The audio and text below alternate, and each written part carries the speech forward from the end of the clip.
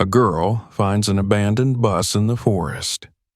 What she saw inside made her tremble. Subscribe so you don't miss any new stories. Write in the comments where you're watching us from. Emily Carter loved her Sunday morning walks. They had become her ritual, a quiet escape from the clamor of life in the small but bustling Oregon town where she worked as a nurse. Her week was always filled with long hours at the clinic, constant phone calls, and endless paperwork. By the time Sunday came around, she craved solitude, the kind that only the dense, sprawling woods near her home could offer. With her dog, Bailey, trotting at her side, tail wagging with uncontainable joy, she could let the stress of the world dissolve into the hush of leaves and birdsong. That morning began like any other. The sky was pale gray, the kind of sky that promised a cool but dry autumn day. Emily zipped her jacket higher around her neck and tucked her hands into her pockets, smiling faintly at Bailey's excitement as he strained against the leash, eager to dart into the underbrush and explore. She loved this about him, the way he treated every walk as if it were his first adventure. The forest greeted them in its usual way, the crunch of leaves beneath their feet, the crisp scent of pine and damp earth, and a quiet rhythm that seemed to soothe her frayed nerves. Emily usually stuck to the main paths, well-worn trails where other dog walkers or the occasional jogger passed by, offering polite nods and brief greetings. But sometimes, on days when she felt particularly restless, she took smaller side paths, narrow dirt tracks that seemed to promise mystery and solitude. That morning, without really deciding to, she veered left at a fork she'd never noticed before. It was overgrown, almost hidden behind a cluster of shrubs, but something about it called to her. Bailey barked once as if approving of her choice, tugging her forward eagerly. The new path twisted and wound between ancient firs, their towering trunks so close together they blotted out much of the pale sunlight above. Emily felt a thrill she hadn't felt in years, a small, harmless rebellion against the routine. She breathed deeply, letting the air clear her mind. Yet, the further she went, the quieter it became. The cheerful sounds of birdsong faded until only the wind rustling through branches remained. The silence wasn't exactly unsettling, but it was noticeable, enough to make her glance around more often than usual. Bailey bounded ahead, nose pressed to the ground, tail wagging furiously. Emily followed him, stepping over gnarled roots and patches of moss, noticing how unfamiliar everything looked. The trees here were thicker, older, their bark rougher and darker than those near the entrance of the woods. The air was cooler too, damp and heavy like walking into a shadow. Emily glanced back at the path behind her, realizing it had narrowed so much it barely resembled a trail at all. For a moment she hesitated, wondering if she should turn around. But Bailey barked again, and when she looked forward, he was standing at the edge of what looked like an opening in the trees. Pushing past a thicket of brambles, Emily emerged into a small clearing. Her breath caught in her throat. The clearing was overgrown, choked with weeds and tall grass that brushed against her knees. But in the center of it sat something utterly unexpected, an old, rusted bus. It didn't belong there. Emily froze, staring at it. The vehicle was large, clearly once painted blue with red and white stripes running along its side, though the colors had long since faded and peeled away. The windows were shattered or missing entirely, and vines had begun to snake their way through the broken frames, curling along the roof like fingers reclaiming it for the forest. Moss clung to its sides, and one of its tires had sunk so deep into the soft earth it was nearly swallowed whole. For a long moment, she simply stood there, listening to the eerie quiet of the clearing. Even Bailey seemed uneasy, his tail no longer wagging as he sniffed the air, ears twitching. Emily felt a faint chill despite her jacket. The sight was strange, almost surreal, as if she'd stumbled into a place where time had stopped decades ago. She took a cautious step forward. There was something deeply unsettling about it, yet she couldn't look away. How long had it been here? Why hadn't she ever heard about it before? She'd lived in this town for years, walked these woods dozens of times, and never once had anyone mentioned an abandoned bus out here. Bailey barked suddenly, the sound sharp in the stillness, making her flinch. He pulled at his leash, sniffing eagerly toward the bus as though drawn to it. Emily hesitated but let him lead her closer, stepping carefully through the tall grass. Each footfall felt louder than it should have, crunching twigs and brushing against leaves, as if the forest itself was holding its breath. When she finally stood a few feet away, the details became clearer. The bus was badly weathered, rust eating away at its metal frame. Its front windshield was gone entirely, leaving only jagged shards of glass clinging to the edges. Through it, she could see the driver's seat, slumped and torn, coated in layers of dust and dirt. A faint smell of mildew drifted out from within, mixing with the earthy scent of the forest floor. Emily swallowed, her curiosity warring with a growing sense of unease. She'd always been fascinated by forgotten places, but there was something different about this. The bus didn't just feel abandoned, it felt wrong, as if it carried a weight of history that pressed down on the clearing like a shadow. Bailey whined softly, pulling her forward again toward the open door that hung crookedly on its hinges. Emily stared at it, her heart beating faster, unsure whether to follow him inside.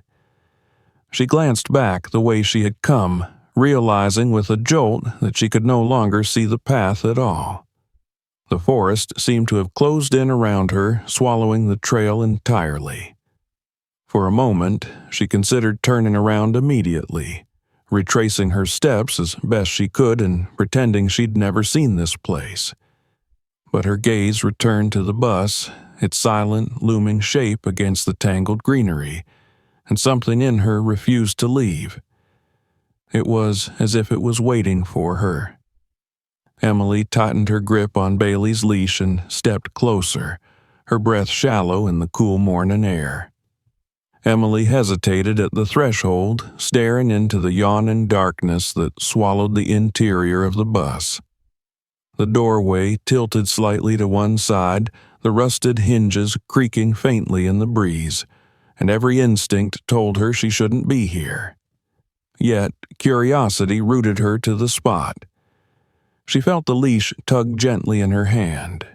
Bailey was pulling toward the open entrance, nose twitching, tail lowered in cautious curiosity rather than excitement. He whined softly and glanced back at her as if urging her forward. Her heart thudded loudly in her chest, each beat louder than the silence around her. The clearing felt isolated in a way she hadn't experienced before. The wind had stilled entirely, and no birds called in the distance. It was as if this forgotten place lay under its own dome of stillness, separated from the rest of the forest. Emily's breath clouded faintly in the chill as she placed one foot on the rusted metal step of the bus, testing it. It groaned under her weight, but held. She climbed up slowly, Bailey pressing close to her leg as though reluctant to be separated. The smell hit her immediately, a pungent mix of mildew, damp rot, and something metallic, like old blood that had long since dried.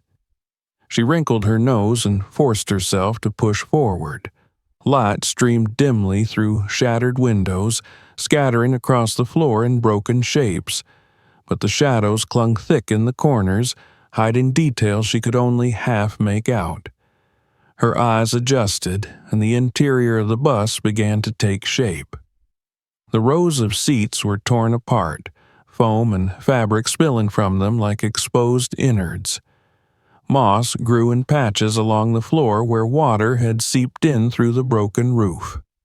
A layer of dirt and leaves carpeted everything as though the forest itself was creeping in to reclaim it. Emily stepped carefully down the aisle, each movement making the floor groan in protest. What struck her most was how lived in it still felt, despite its ruin.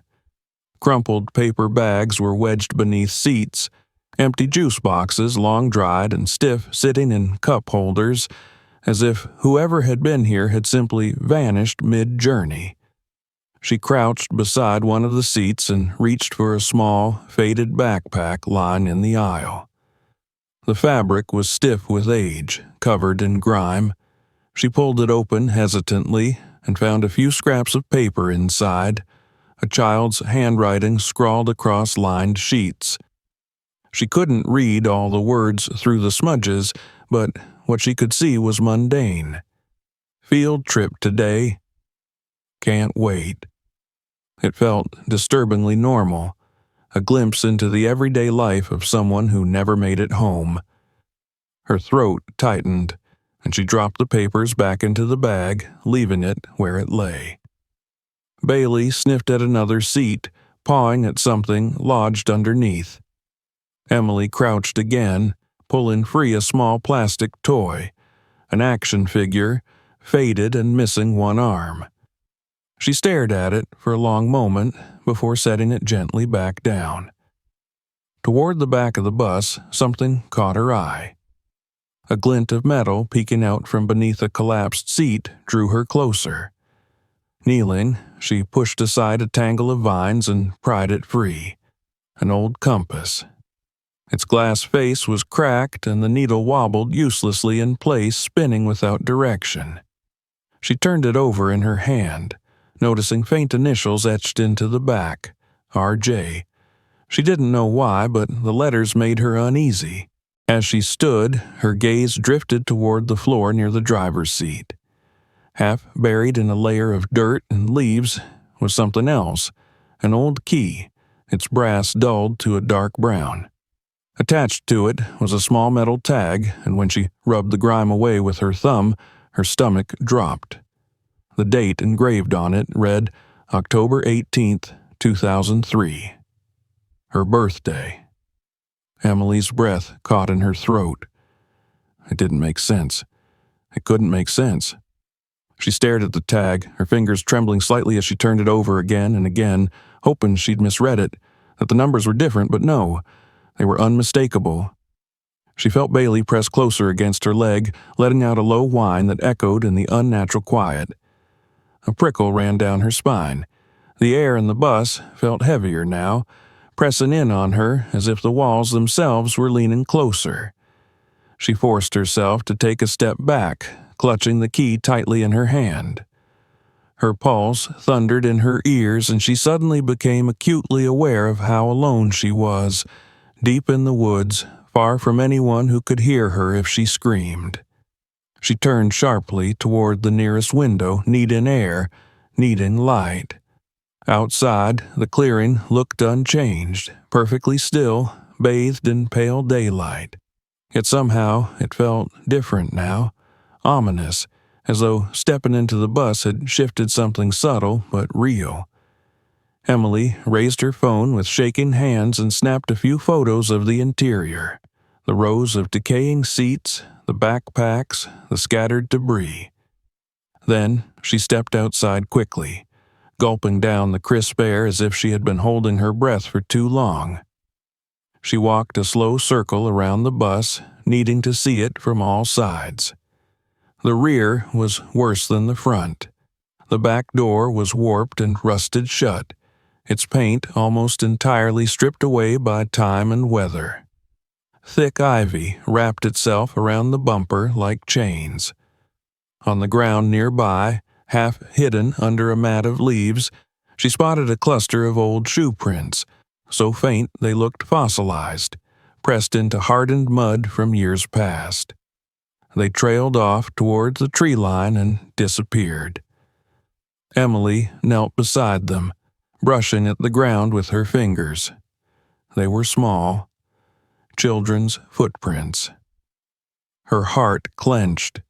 She rose to her feet abruptly and glanced around, suddenly hyper-aware of the encroaching woods surrounding the clearing. The trees stood silent and tall, dark shadows clustered between their trunks.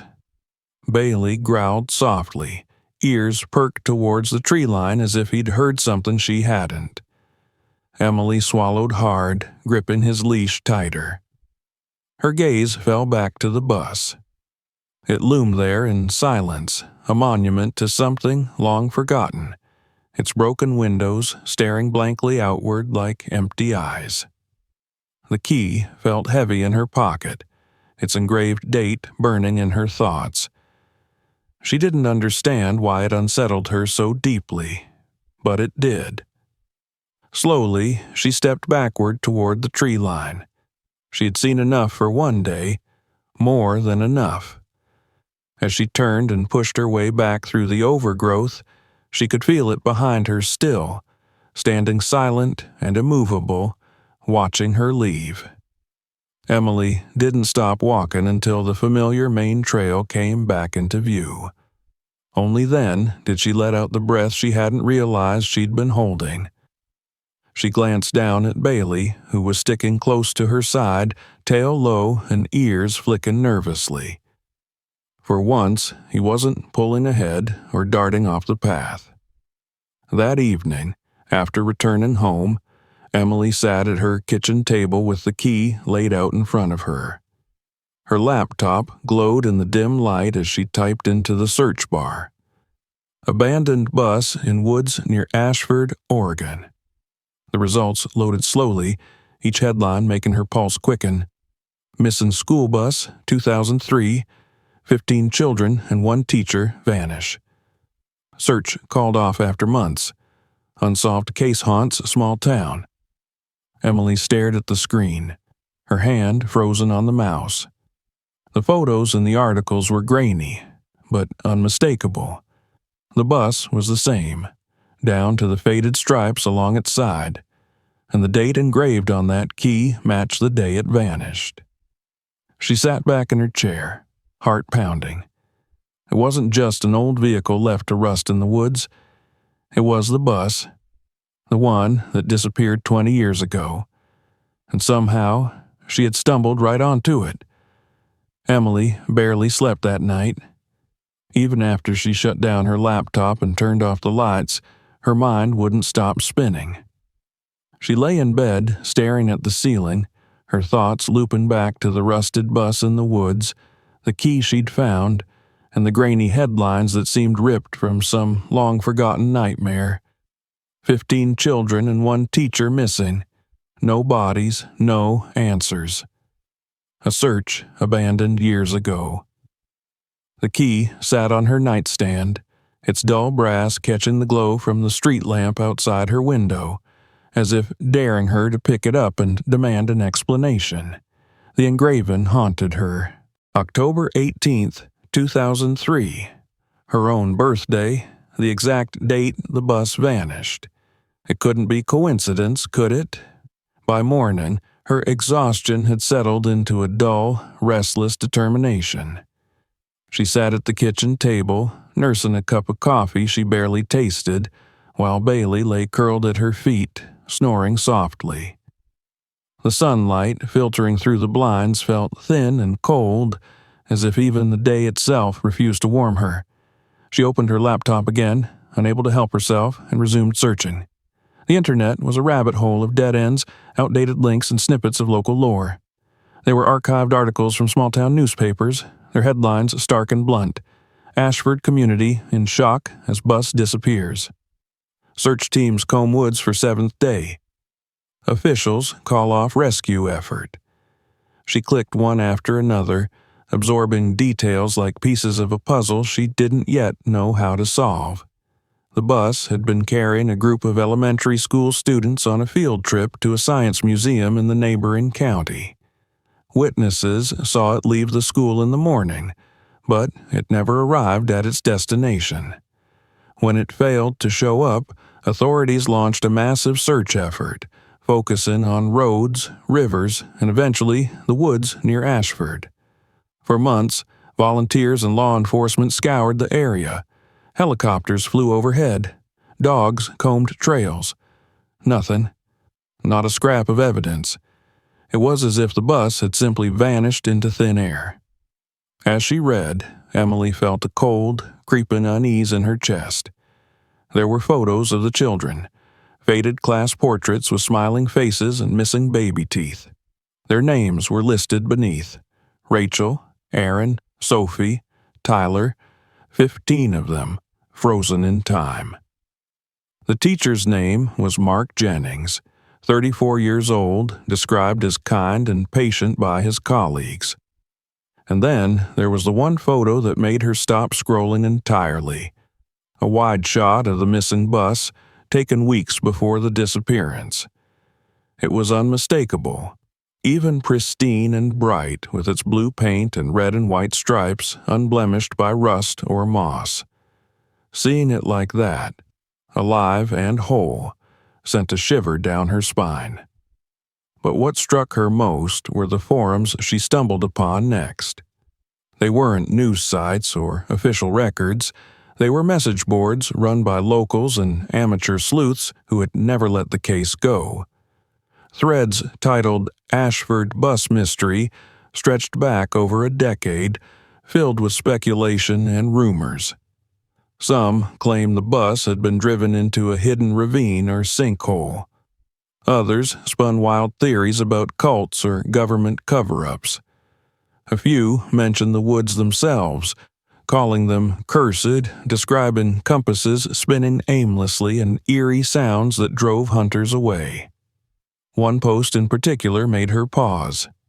It read, "There's a clearing off the old western trail where nothing grows right. My uncle swears he saw something metal there years ago, but could never find it again. Said it gave him the creeps." Emily stared at the words, her heart thudding. She had no doubt now. The clearing she found was that place. The bus wasn't just real. It had been hiding in plain sight, untouched for 20 years, and somehow she'd walked straight into it. She reached for the key on the table and turned it over in her hands, her thumb brushing the engraved date. What did it unlock? Why was it there at all?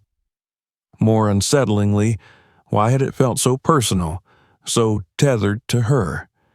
She couldn't shake the feeling that she wasn't supposed to have found it, as though stumbling into that clearing had disturbed something meant to stay buried.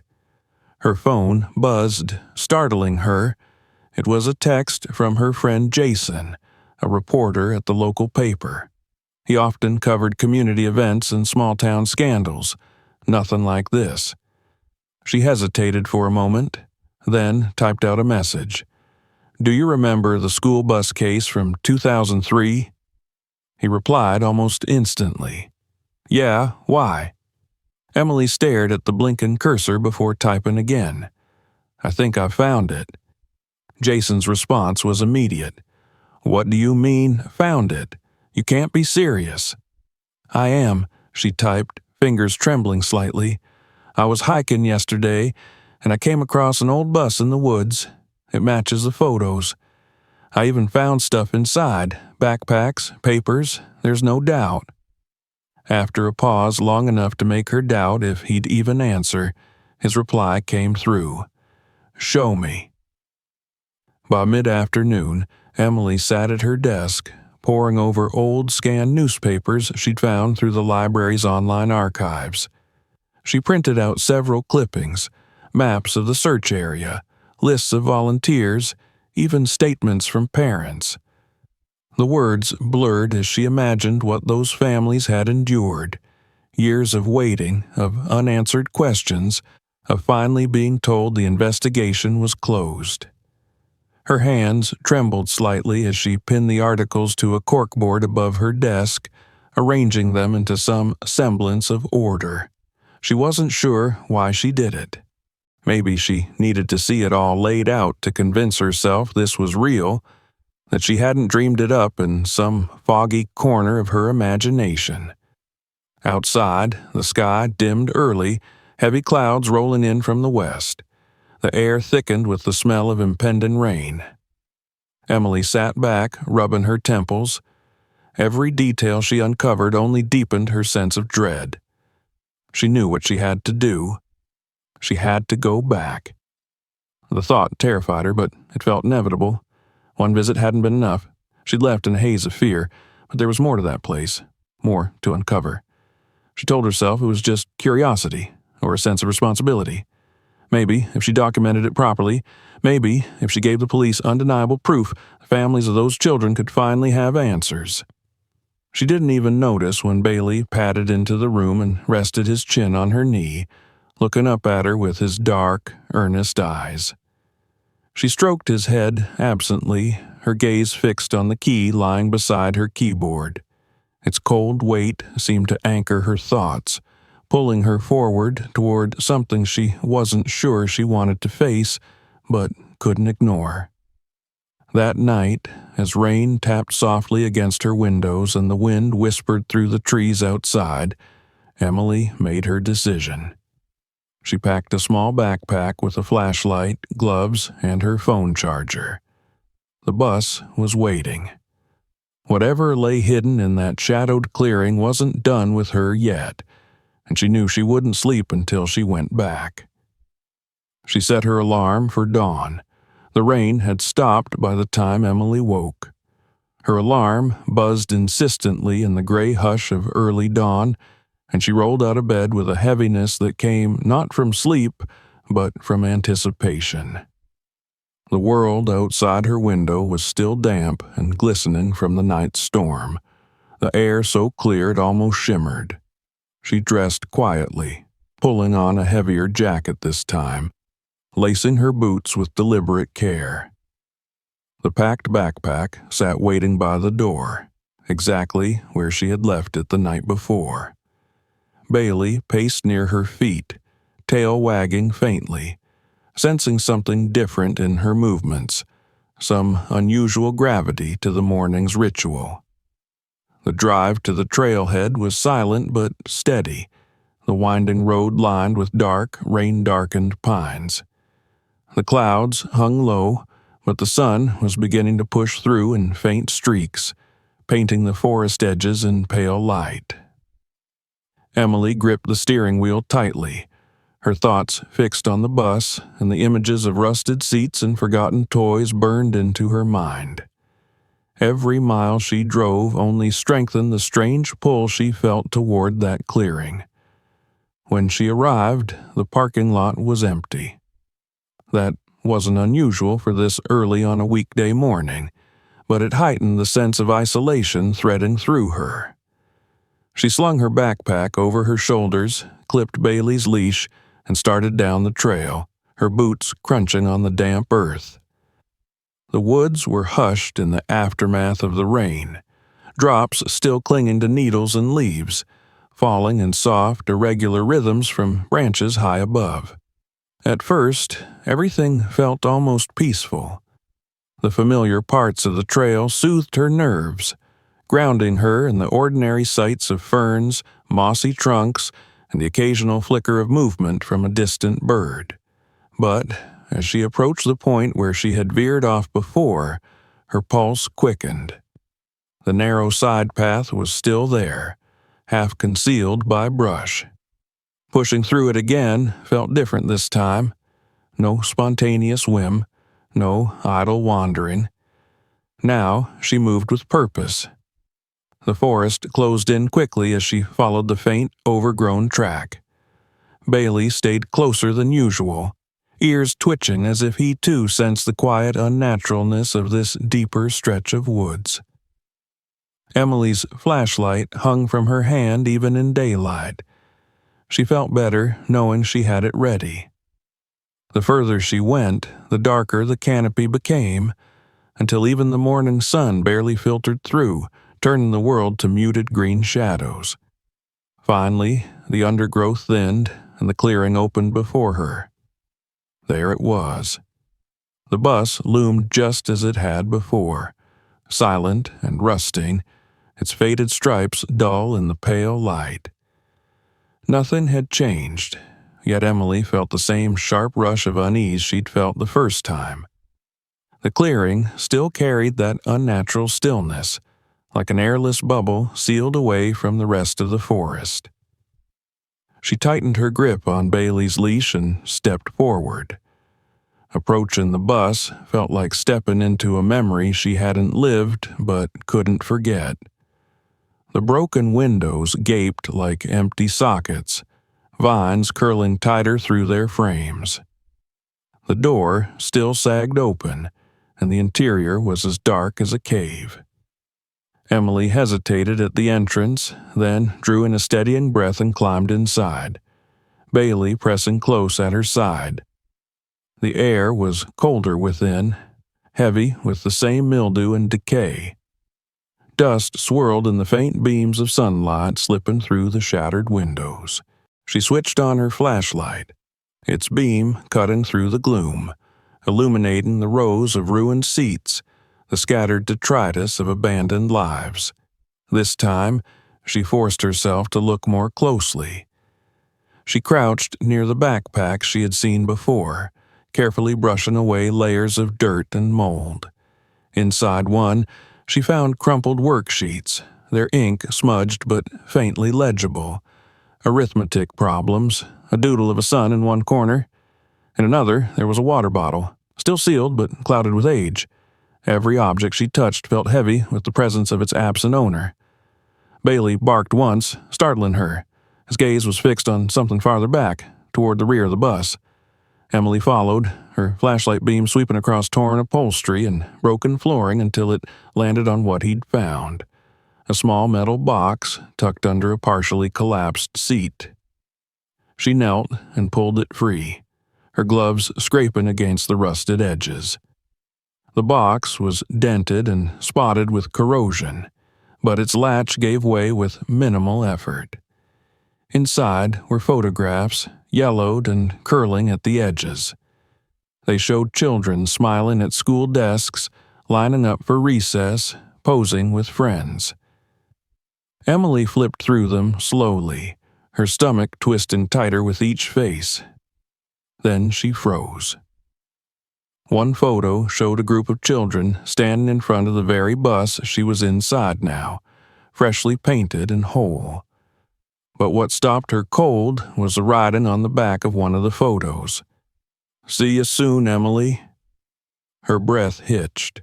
Her name in neat cursive letters written in ink that had faded but was still clear enough to read.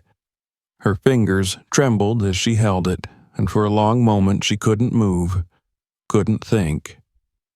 She didn't know any of these children. She hadn't lived in Ashford in 2003. None of it made sense. Bailey whined softly, pressing against her leg. She stuffed the photo back into the box, closed it, and shoved it into her backpack. The unease she'd felt before was turning into something sharper now, an almost physical sense of being watched. She shined her flashlight around the bus one last time, scanning every shadowed corner, but saw nothing out of place.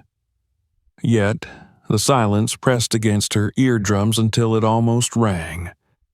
She stepped out into the clearing again, gulping down fresh air. The forest around her felt oppressive now, the tree line dark and close. Bailey's ears twitched and he let out a low growl, staring towards the far edge of the clearing. Emily followed his gaze, her skin prickling. The trees there were dense, tangled together so tightly that they formed an almost impenetrable wall of green. But she noticed it then, a faint gap, just wide enough for a person to slip through. Her pulse quickened. Beyond that gap lay only shadows, but something about it tugged at her attention. It aligned perfectly with where she had seen those faint footprints before, the ones leading away from the bus. She hesitated, staring, weighing the gnawing curiosity against the tightening fear coiling in her stomach.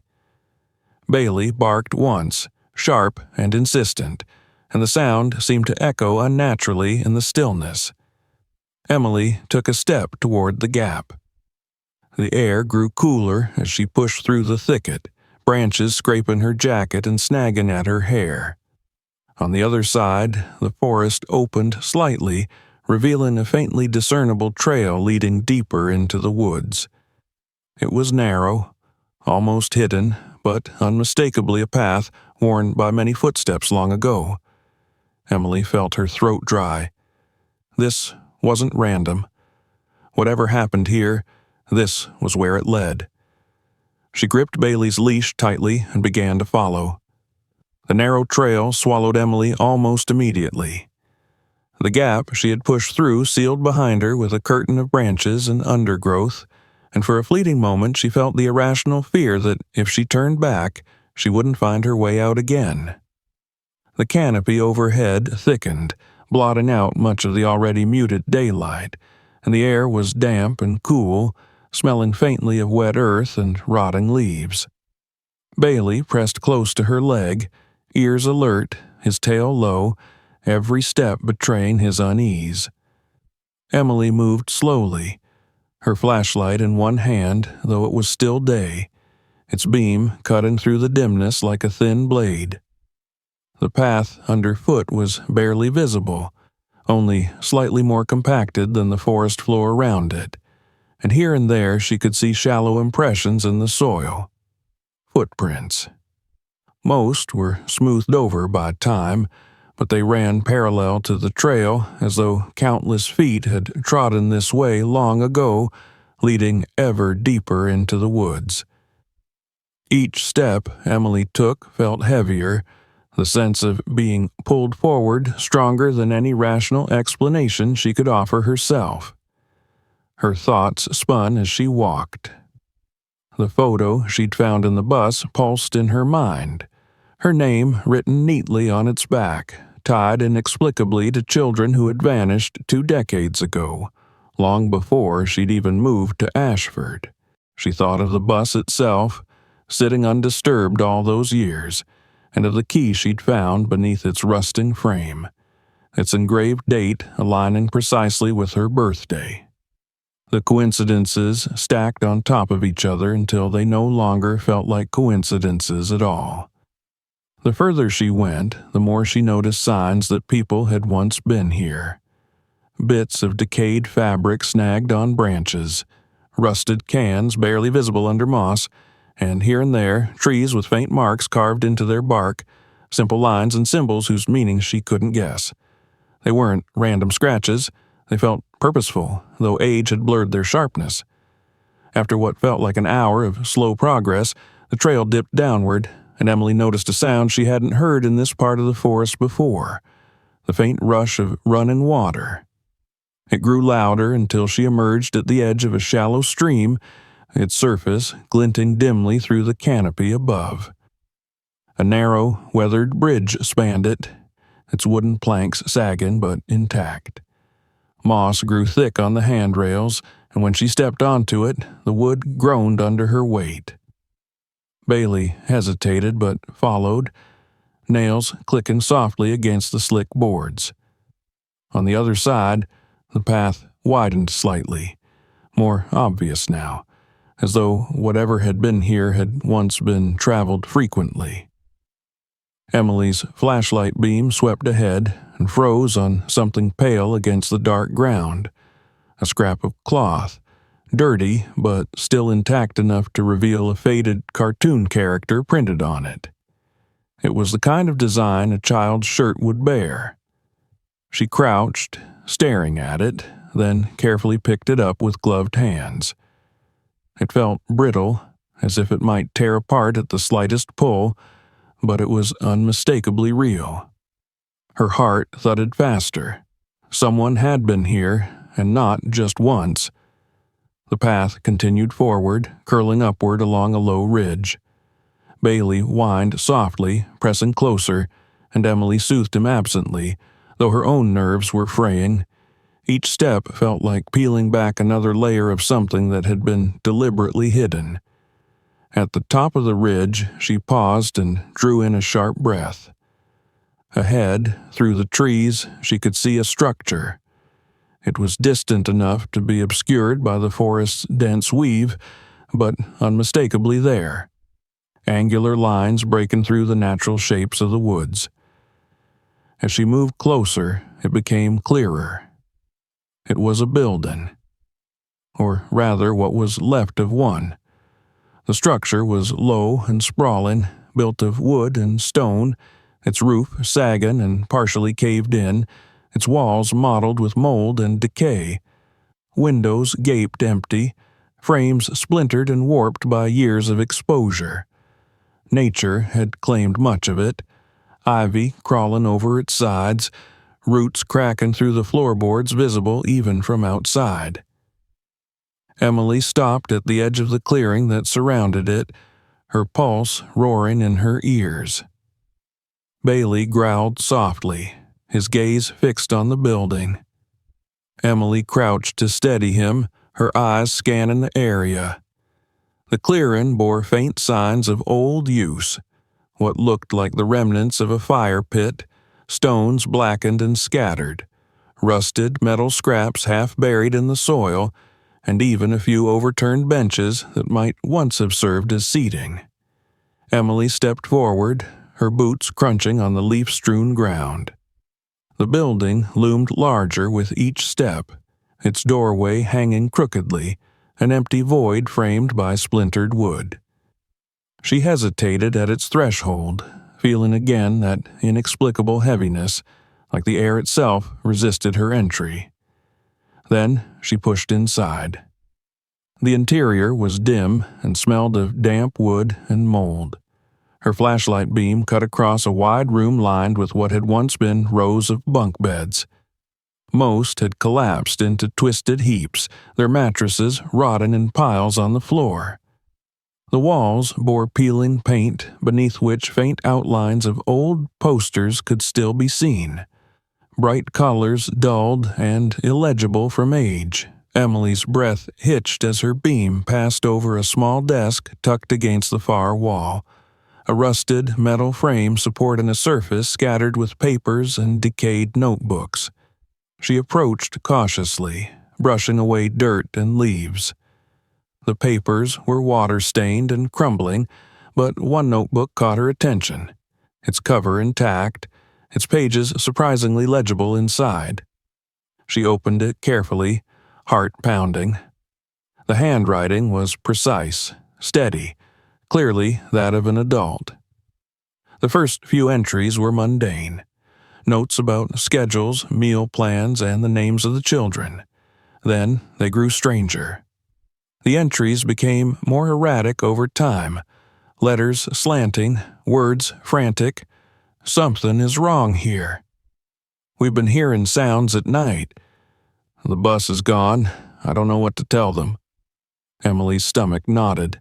The final entry, scrawled unevenly across the last page, chilled her. It read simply, "We can't leave. The woods won't let us. If anyone finds this..." The sentence ended there, the pen trailing off into a jagged line. She lowered the notebook slowly, staring at it, her breath shallow. Bailey whined again, pulling at his leash toward the door, but Emily's eyes drifted toward another doorway at the far end of the room. It hung half open, and beyond it lay darkness deeper than the rest of the building. She moved toward it cautiously, her beam steadying her. Inside was a smaller room. Shelves lined the walls, holding objects preserved better than the rest, cans of food, long expired, jugs of water coated in dust, and boxes labeled in faded marker. On one shelf rested another stack of photographs, more recent than the ones in the bus. She picked them up, flipping through. They showed the children again, but not smiling this time. Their faces were solemn, some frightened. In the background of one picture, through a window, Emily saw something else. The bus itself, bright and new, parked outside this very building. Her fingers tightened on the photos. She realized now what this place must be. A camp or lodge, abandoned for decades, used briefly as shelter by the missing bus passengers before they disappeared entirely. But why had no one ever found it? It wasn't that far from the main trails. A faint noise broke her thoughts. It was soft, almost imperceptible, but it came from outside. A crunch, like footsteps on leaves. Bailey's growl deepened. Emily's heart leapt into her throat as she turned off her flashlight instinctively, plunging the room into darkness save for the weak daylight filtering in through the cracks in the walls. She stood frozen, straining to listen. Silence followed, then another faint sound, closer this time. Someone else was out there. Emily's breath felt trapped in her chest as she stood motionless in the darkened room, every muscle taut and waiting. Bailey's growl was low and steady, vibrating against her leg, his ears pinned back and his gaze fixed toward the doorway. The faint crunching noise outside came again, measured, deliberate, not the random scurry of an animal. Whoever or whatever it was moving slowly, as if aware it was being listened to. She gripped Bailey's leash tightly, her knuckles white around it, and forced herself to take a silent step back from the shelves. Her mind raced. Had someone followed her here? Was this place not as forgotten as it seemed?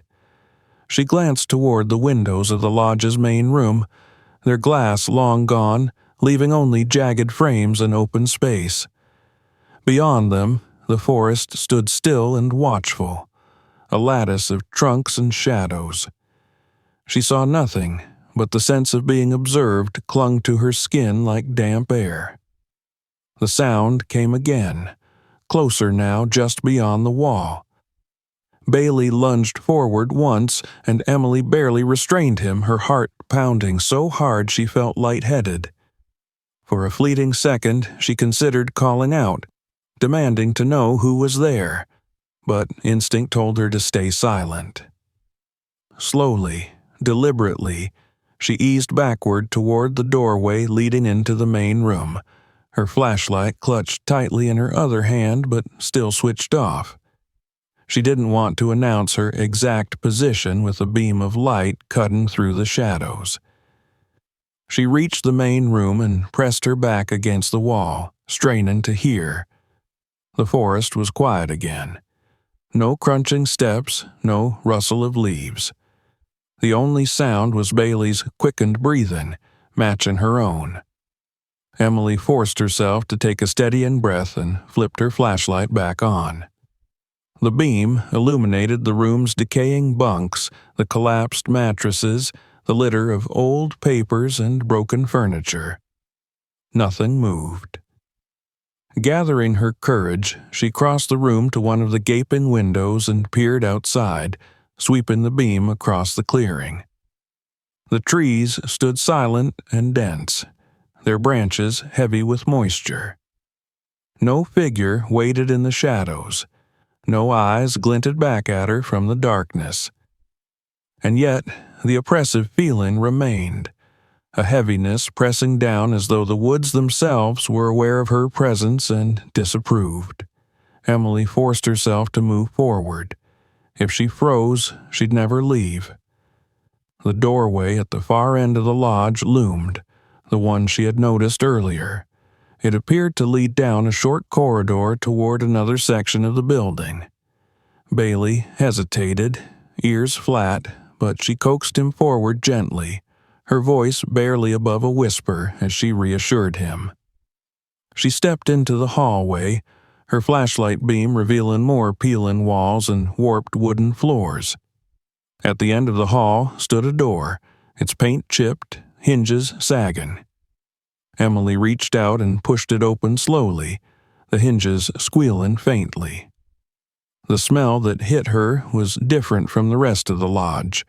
Not just mold and damp wood, but something earthier, stale in a way that suggested this room had been sealed far longer than the others.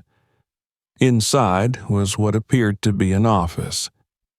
A heavy wooden desk dominated the space, and its surface cluttered with papers, a rusted lantern, and a toppled chair lying on its side. Filing cabinets stood against one wall, their drawers partially open, papers spilling out and littering the floor. Emily moved toward the desk, brushing away a thick layer of dust with her gloved hand. The papers on the desk were ledgers and logs, dates scrawled across their headers in bold handwriting. They spanned months leading up to October 2003. Most entries were mundane.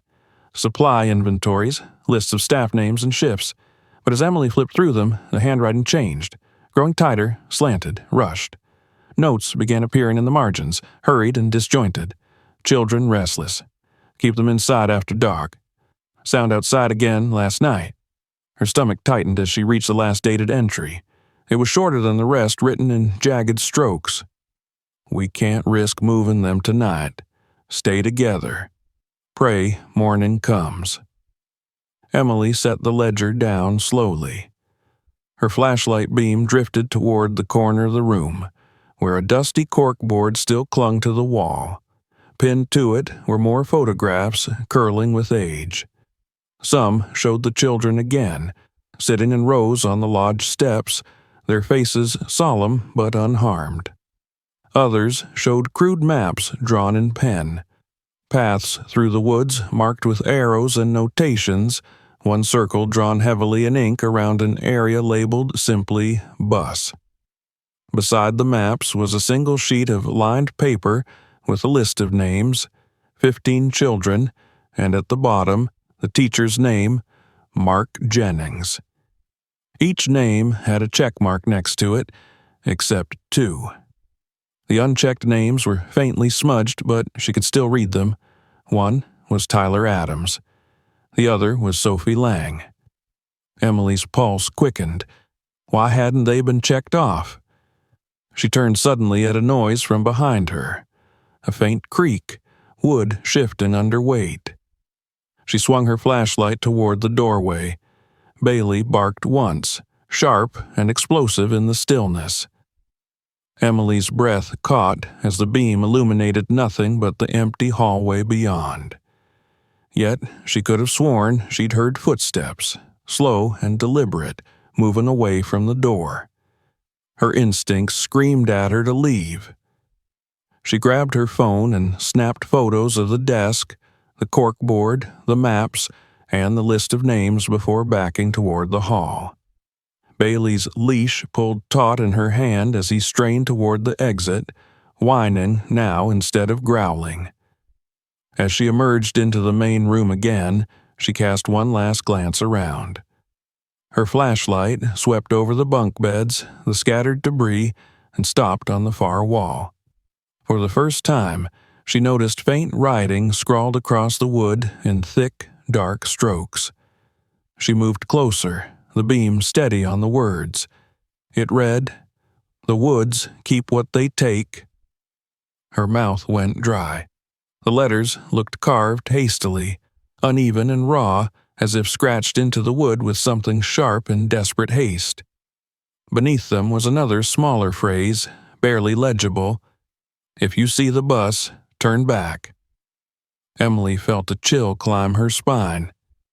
Whoever had written it had known exactly what they were warning against, and she had walked straight into it.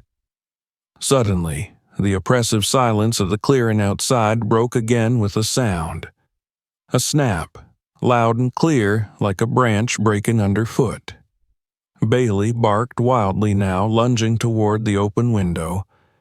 Emily turned, her heart hammering, and aimed her flashlight toward the clearing. For a fleeting second, she thought she saw movement near the tree line. A figure darting between trunks, there and gone so fast she couldn't be sure. Her breath caught, frozen in her chest. Bailey barked again, fur bristling, his body rigid. Emily didn't wait to see more. She grabbed his leash and ran for the lodge's entrance, boots pounding against the warped floorboards, her flashlight beam jolting wildly across the walls. She burst out into the clearing, spinning in every direction, the forest looming dense and dark around her. There was nothing there. No figure, No sound now but her ragged breathing.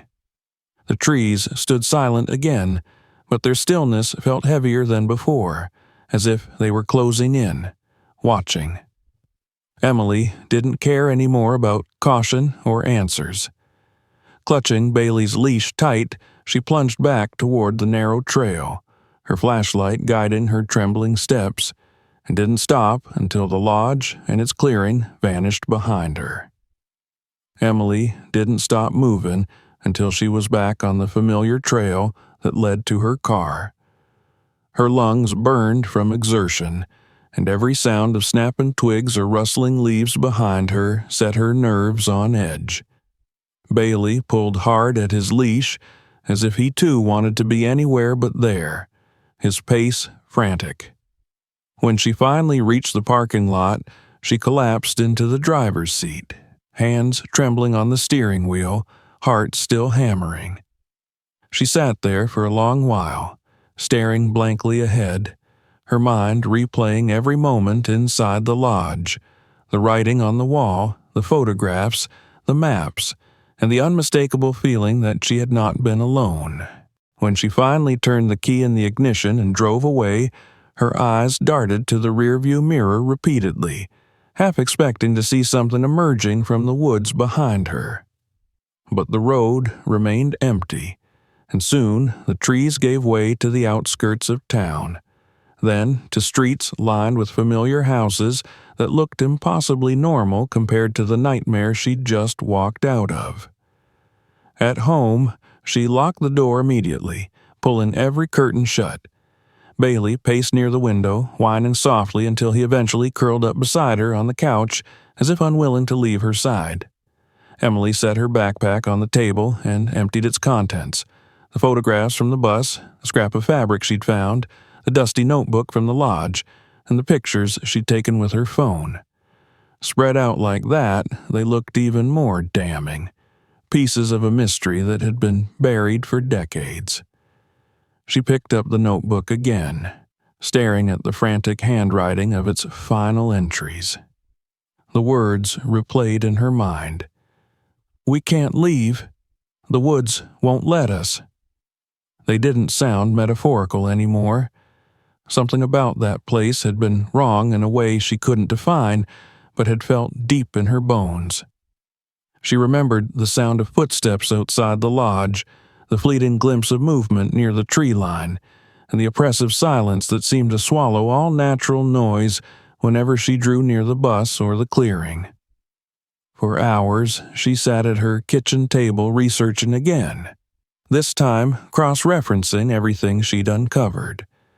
She found more old articles she hadn't seen before, buried deep in digital archives, interviews with desperate parents, speculation from law enforcement, even a few cryptic quotes from early search teams about the difficulty of navigating that particular stretch of forest. One search volunteer had told a local paper, "It's like the woods rearranged themselves overnight. Places we mapped one day would look different the next. Trails we marked vanished." Emily felt her chest tighten as she read. They'd suspected it then, too, even if they couldn't explain it. That was why no one had found the lodge or the bus all those years ago, not because they hadn't looked hard enough, but because the forest itself had kept them hidden. When Jason arrived that evening, she practically dragged him inside, shoving the evidence across the table. His eyes widened as he sifted through the photographs and papers, the disbelief etched on his face slowly giving way to grim concern. She recounted everything, finding the bus, the key with her birth date engraved on it, the footprints, the abandoned lodge, the message carved into the wall, and the sounds outside that left her certain she wasn't alone. Jason was quiet for a long time afterward, tapping one finger against the tabletop as he stared at the pile. "Emily," he said finally, his voice low, "this isn't just some abandoned site. This is bigger than you realize. If what you're saying is true, this could reopen the entire case." They debated whether to go straight to the authorities. Emily felt uneasy at the idea. Part of her feared they wouldn't believe her, or worse, that they'd dismiss it all as coincidence or urban legend. But Jason insisted. He reminded her of the families who'd waited 20 years without closure, of how her photos and physical evidence were more than enough to get law enforcement involved. After an hour, she relented. The next morning, they went together to the police station. Emily presented everything: the photographs from her phone, the notebook, the maps, even the key. The detective they met listened carefully, his expression tightening as he studied the evidence. He admitted he'd grown up in Ashford and remembered the case vividly. Within days, a small investigative team was dispatched to the woods, guided by the coordinates Emily provided from her phone's GPS. When they returned, the news broke like a wave through town.